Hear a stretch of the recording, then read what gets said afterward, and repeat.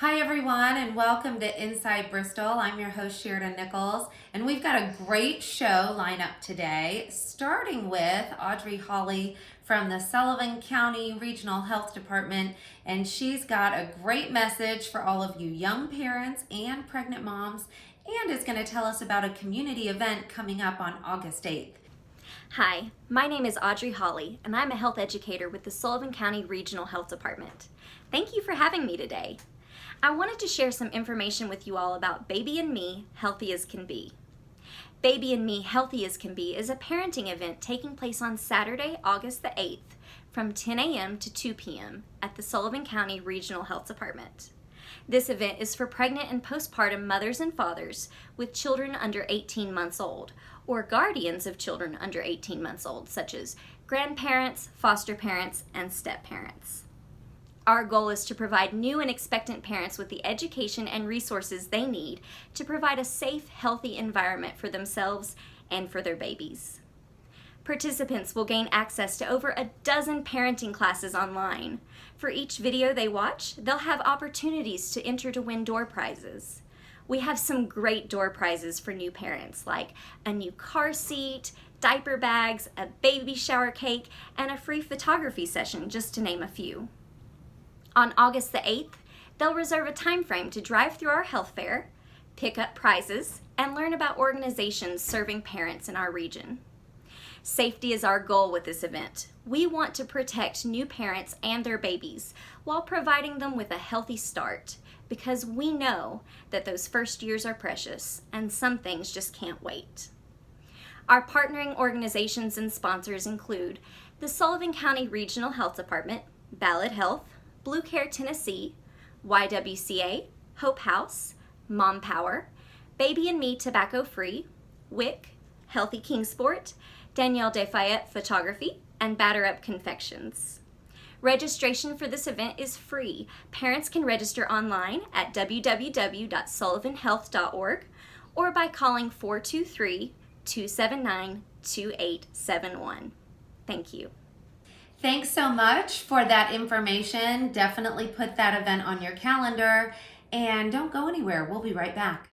Welcome back to Inside Bristol. I'm your host Sheridan Nichols, and up next we've got Rachel Dean from the University of Tennessee's Extension Service to tell us all about food safety when you're outdoors. Here she is.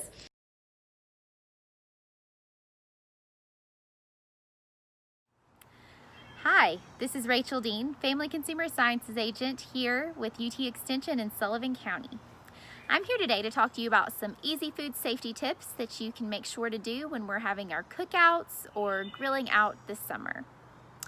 So the first thing that you want to do when you're packing your cooler, if you're going to cook off-site or bring foods off-site, is to make sure that you've got your foods at a safe temperature. You want to make sure to pack that cooler about 3/4 of the way full and leave a quarter for ice or ice packs. You can even put a thermometer in your cooler to make sure that you're keeping it at that 40 or under temperature to keep out of that temperature danger zone. In your cooler, when you're transporting items, you want to make sure that you keep your cooked food and your raw, ready-to-eat foods like fresh fruits and vegetables away from any raw meats or poultry that you might be bringing with you to cook. This can help to avoid any cross-contamination that could occur from leakage from those products. And you might even want to consider packing 2 separate coolers if possible. When you're thinking about grilling, because we all love to grill at a cookout, we want to make sure that we're following a few food safety guidelines with that as well. You want to make sure if you don't have a place to wash your utensils and your plate on site that you actually bring 2 sets of those. That way you're not removing cooked items onto a plate that's had raw meat or raw poultry on it, and you're not serving from that plate either, because that can definitely result in some cross-contamination. So you want to make sure that you're using clean utensils and a clean plate to serve that cooked food. You also want to make sure that you bring a food thermometer with you for items such as hamburgers or chicken to make sure that you're cooking those to the proper temperature. As far as serving your foods, you want to make sure that you leave your foods in the cooler until you're ready to eat. So if you go to a picnic and you brought potato salad, for instance, you want to keep that in the cooler right until mealtime. You don't want to just take it out and leave it on the picnic table. Your perishable foods especially should be kept on ice And you can do that simply by taking a larger dish, putting ice in it, and sitting your smaller dish down into it. You also want to keep them out of the direct sun, and remember that those foods have a 2-hour life to be left out. So you can set a timer on your phone, because it's really easy to forget things like that when we're having fun and socializing. It's also important to remember that if it's 90 degrees or hotter, that time goes down to 1 hour. And that's especially important for your perishable foods that are mayonnaise based or dairy based. So thinking about a lot of our summer salads have mayonnaise, like your coleslaw and your potato salad. So it's really important that we do pay attention to the time and make sure to get those back into a refrigerator or a cooler within that 2-hour or 1 hour window, depending on that temperature. A good rule of thumb to follow: if you feel that your food is just set out for too long, it's gotten too hot, or you honestly don't know how long it's set out, is to just throw it out, because we don't want anyone to get sick. So when in doubt, throw it out. For more food safety tips and other helpful information, please check out our Facebook page at UT Extension Sullivan County, as well as our website. And you can always call our office or email if you have any questions about anything. Thank you. Thanks so much for all that information, and don't go anywhere. We'll be back in just a moment. Welcome back to Inside Bristol. I'm your host, Sheridan Nichols, and you're not going to want to miss this. So many of us are curious about the reopening of city schools, so here is someone from the school system telling us all about it. Hello, Bristol families. I am Annette Tudor, and I'm Director of Schools for Bristol, Tennessee City Schools.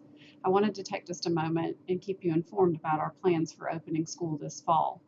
First and foremost, I want to let you know that we do intend to open school on August 3rd. The parameters and the way that we intend to open will depend on the current circumstances in Sullivan County regarding COVID-19. We pushed out our framework for how we intend to reopen a few days ago. This framework was created in partnership with Bristol City Schools, Sullivan County Schools, and Kingsport City Schools, with guidance from the Sullivan County Health Department. The framework that we're using is based on the number of cases over a 14-day average as calculated per 100,000 residents. This information is publicly available according to the Tennessee Department of Health, and we intend to use that information to gauge how widespread community spread of the virus is in Sullivan County. And depending on how widespread it is, that will determine how we open schools on August 3rd. If we are in the green level, we intend to open with very minimal security measures in place. We'll encourage some things such as wearing a mask or social distancing. If we're in yellow, we'll increase our security measures and do screenings and try to keep kids separate and potentially changing schedules. And if we revert to red, which means there's a significant amount of community spread in Sullivan County, we would then revert to all of our classes being pushed to online and remote learning from home again. One thing of note, we pushed out a survey a few weeks ago, and our families told us that about 60% of them really want to be back in school in person. And so that's our goal, to try to accommodate that for the majority of our families. There are about 20% of our families who were not comfortable with that and wanted an online option. And so even if we're in green, we will have both an in-person and an online option. Just recently, a couple of days ago, we pushed out a survey to our families asking them to make a very specific choice. So at this point, we're really encouraging all of our families to access that survey. You can do so by accessing our website and find that survey, or it was emailed to you. And we ask that you complete the survey for every child in your home so that we know exactly what your plans are so that we can plan accordingly. It will take us a couple of weeks to be able to assign staff and make sure those teachers are prepared to either teach students in person or online, or have a variety of options available. So we need to make sure that we know as much as possible what our family's intentions are. I want to reiterate that without your support, we couldn't be doing all that we're doing. So we appreciate your patience as we're trying to navigate this.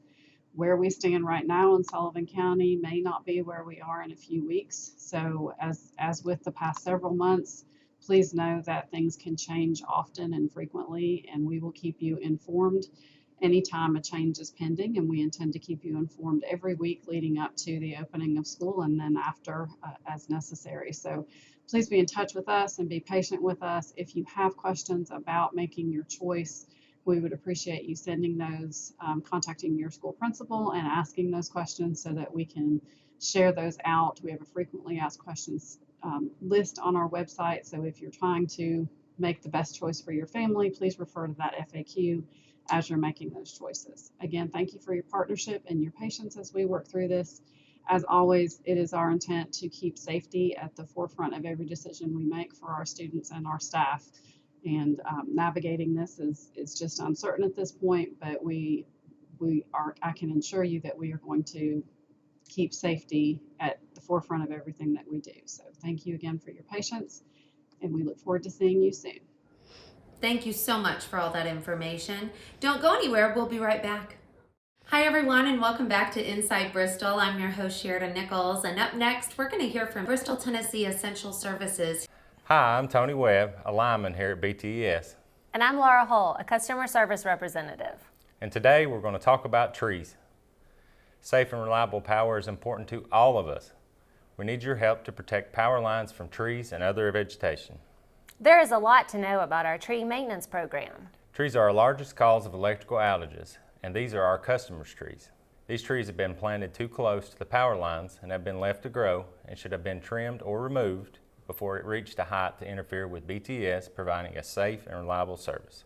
It costs BTES and therefore our customers over $1 million each year to trim and remove trees that are impacting the power lines. This means that our customers have to pay over $1 million each year with their electrical rates for tree trimming crews to manage vegetation. We need your help to maintain safe and healthy spaces between trees and power lines. You can help in two specific ways. First, if there are trees or other vegetation on your property that is growing underneath or too close to the power lines, take the necessary steps to safely remove the impending vegetation before it reaches the power lines. Second, if you are planting trees and other landscaping, take the power lines into consideration and choose the right tree for the right place, which is away from the power lines. Here are 3 things to consider when planting trees. First, consider what type of tree to plant based on its future size at maturity. Trees come in all shapes and sizes, so give your tree room to grow to its full height and width safely. Next, consider where to plant. To avoid future hazardous conditions, do not plant your tree near the power lines. And last, be careful. Call 811 before you dig to locate any underground utilities. BTES conducts power line clearance work year-round on a planned cycle.